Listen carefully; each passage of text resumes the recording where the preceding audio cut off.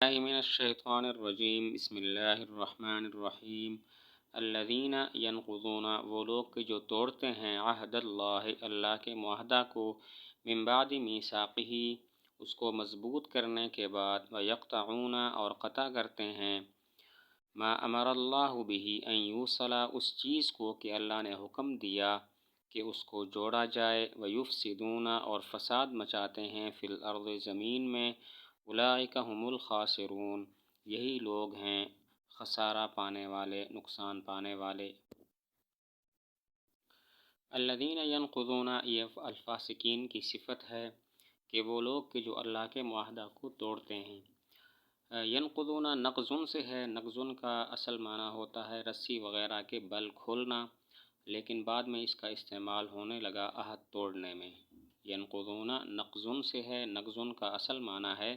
رسی وغیرہ کے بل کھولنا اور پھر بعد میں اس کا استعمال ہونے لگا عہد کو توڑنے میں عہد اللہ کا عہد کیا ہے مفسرین کے دو قول ہیں نمبر ایک وہ عہد جو اہل کتاب سے تورات میں لیا گیا تھا کہ حضور صلی اللہ علیہ وسلم پر تم نے ایمان لانا ہے اور اس میں جو نعمت مذکور ہے اس کو ظاہر کرنا ہے اس کو چھپانا نہیں ہے نمبر دو عہد سے مراد عہد الست ہے جو سارے بنی آدم سے لیا گیا تھا اللہ کا عہد کیا ہے دو قول ہیں نمبر ایک وہ عہد جو اہل کتاب سے تورات میں لیا گیا تھا کہ حضور صلی اللہ علیہ وسلم آئیں گے تو تم نے ان پر ایمان لانا ہے اور اس میں جو نعمت مذکور ہے اس کو ظاہر کرنا ہے اس کو مخفی نہیں رکھنا اور نمبر دو عہد سے مراد عہد الست ہے جو سارے بنی آدم سے لیا گیا تھا من بعد میثاقہ اس کو مضبوط کرنے کے بعد یہاں پر من ابتدائیہ ہے کیونکہ عہد کو توڑنے کی ابتدا اس کو مضبوط کرنے کے بعد ہی ہوتی ہے من یہاں پر ابتدائے غایت کے لیے ہے کیونکہ عہد کو توڑنے کی ابتدا اس کو مضبوط کرنے کے بعد ہوتی ہے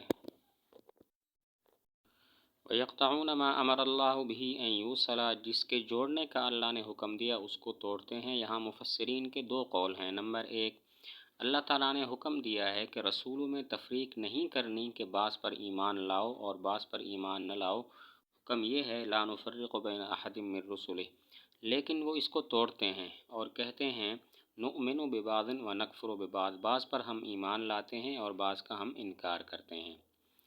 نمبر دو اللہ نے حکم دیا کہ رشتہ داری کو جوڑا جائے لیکن یہ اس کو توڑتے ہیں اور قطع تعلق کرتے ہیں وَيَقْطَعُونَ مَا أَمَرَ اللَّهُ بِهِ أَن يُوصَلَ اللہ نے جس کے جوڑنے کا حکم دیا اس کو توڑتے ہیں قطع کرتے ہیں مفسرین کے یہاں پر دو قول ہیں نمبر ایک اللہ تعالیٰ نے حکم دیا تمام رسولوں پر ایمان لانا ہے حکم ہے لا نفرق بین احد من رسلہ تفریق نہیں کرتے کہ بعض پر ایمان لائیں اور بعض پر نہ لائیں لیکن یہ اس کو توڑتے ہیں اور کہتے ہیں نؤمن ببعض ونکفر ببعض بعض پر ہم ایمان لاتے ہیں اور بعض کا انکار کرتے ہیں نمبر دو اللہ نے حکم دیا رشتہ داری وغیرہ کو جوڑا جائے یہ اس کو توڑتے ہیں اور قطعی تعلق کرتے ہیں وَيُفْسِدُونَ فِي الْأَرْضِ زمین میں فساد مچاتے ہیں زمین میں فساد پھیلانے کا مطلب یہ ہے قرآن پاک اور رسول اللہ صلی اللہ علیہ وسلم کا انکار کرنا اور کھیتیوں اور جانوروں کو تباہ کرنا زمین میں فساد پھیلانے سے مراد ہے قرآن مجید اور حضور صلی اللہ علیہ وسلم کا انکار کرنا اور کھیتی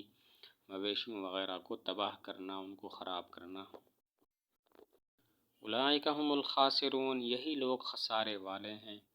اس لیے کہ انہوں نے صلاح اور رشد و ہدایت کے بدلے میں گمراہی اور فساد کو اختیار کر لیا یہی لوگ خسارے والے ہیں کیونکہ انہوں نے صلاح اور رشد و ہدایت کے بدلے میں گمراہی اور فساد کو اختیار کیا ہوا ہے کیف تکفرون کیسے تم انکار کرتے ہو باللہ اللہ کا وکنتم امواتا حالانکہ تم بے جان تھے فاحیاکم پس تمہیں زندگی دی ثم یمیتکم پھر تم کو مارے گا ثم یحییکم پھر تمہیں زندہ کرے گا ثم الیہ ترجعون پھر اسی کی طرف تم لوٹائے جاؤ گے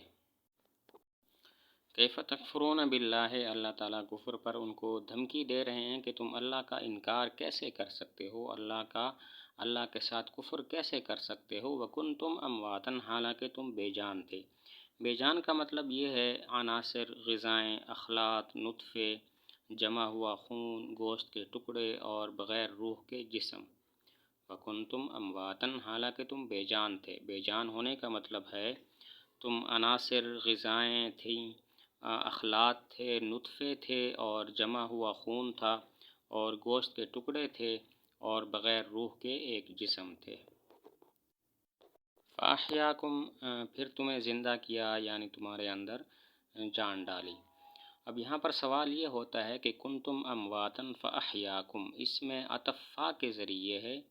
اس کی کیا وجہ ہے؟ وکنتم امواتن فاحیاکم، یہاں پر احیاکم کا عطف کنتم امواتن پر ہے بذریعہ فا، اس کی کیا وجہ ہے؟ جواب یہ ہے کہ فا تعقیب مع الوصل کے لیے آتا ہے، یعنی معطوف اور معطوف علیہ کے درمیان کوئی مدت، کوئی فاصلہ نہیں ہوتا۔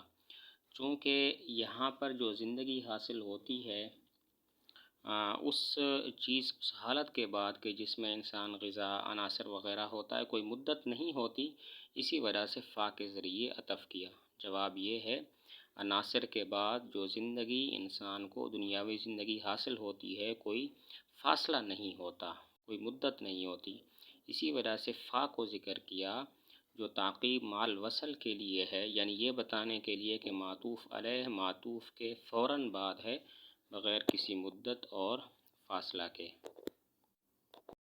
ثم یمیتکم، پھر تم کو مارتا ہے، یعنی تمہاری زندگی پھر ختم ہو جاتی ہے اور موت آ جاتی ہے۔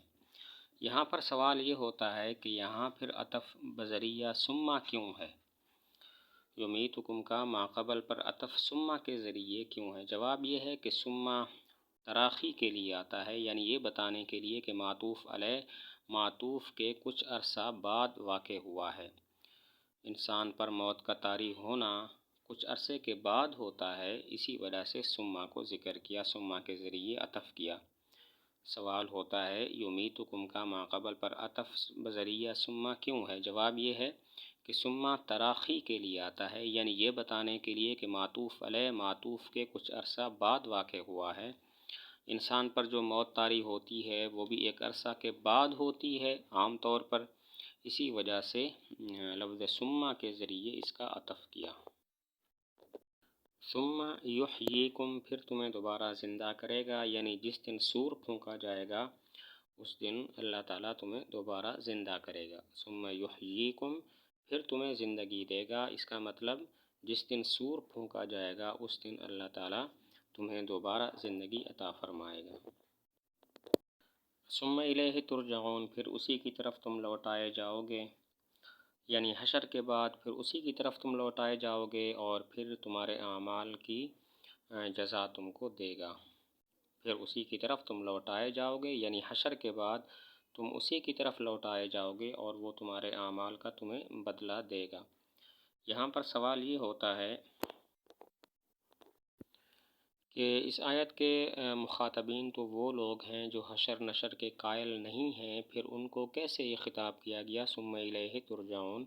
پھر اسی کی طرف تم لوٹائے جاؤ گے؟ یہ خطاب تو اس کو ہو سکتا ہے جو قیامت کو مانتا ہو۔ سوال یہ ہے کہ آیت کے مخاطب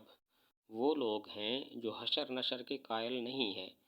پھر کیسے فرمایا ثم الیہ ترجعون، پھر اسی کی طرف تم لوٹائے جاؤ گے؟ اس طرح کا خطاب تو ان لوگوں کو ہو سکتا ہے جو قیامت کو، حشر نشر کو مانتے ہوں۔ جواب یہ ہے کہ آیت مدنی ہے، اس کے مخاطبین یہود اور منافقین ہیں جو قیامت کو مانتے تھے۔ چونکہ وہ قیامت کو مانتے تھے اسی وجہ سے ثم الیہ ترجعون کے ذریعے ان کو خطاب کرنا درست ہو گیا۔ جواب یہ ہے آیت مدنی ہے، اس کے مخاطب یہود اور منافقین ہیں جو قیامت کو مانتے تھے، چونکہ وہ قیامت کو مانتے تھے اسی وجہ سے ثم الیہ ترجعون سے ان کو خطاب کرنا درست ہو گیا۔ دوسرا جواب یہ ہے کہ اگر مان لیں یہ خطاب منکرین بعث کو ہے، منکرین حشر نشر کو ہے، تو ان کے اس انکار کو بمنزلہ عدم کے قرار دے دیا گیا، کیونکہ قیامت پر اور حضور صلی اللہ علیہ وسلم کی سچائی پر دلائل کثیرہ واقع ہیں، تو ان کے اس انکار کو بمنزلہ عدم کے قرار دے کر ان کو اس کے ذریعے خطاب کیا گیا۔ دوسرا جواب یہ ہے کہ اگر مان لیں یہ خطاب منکرین بعث کو ہے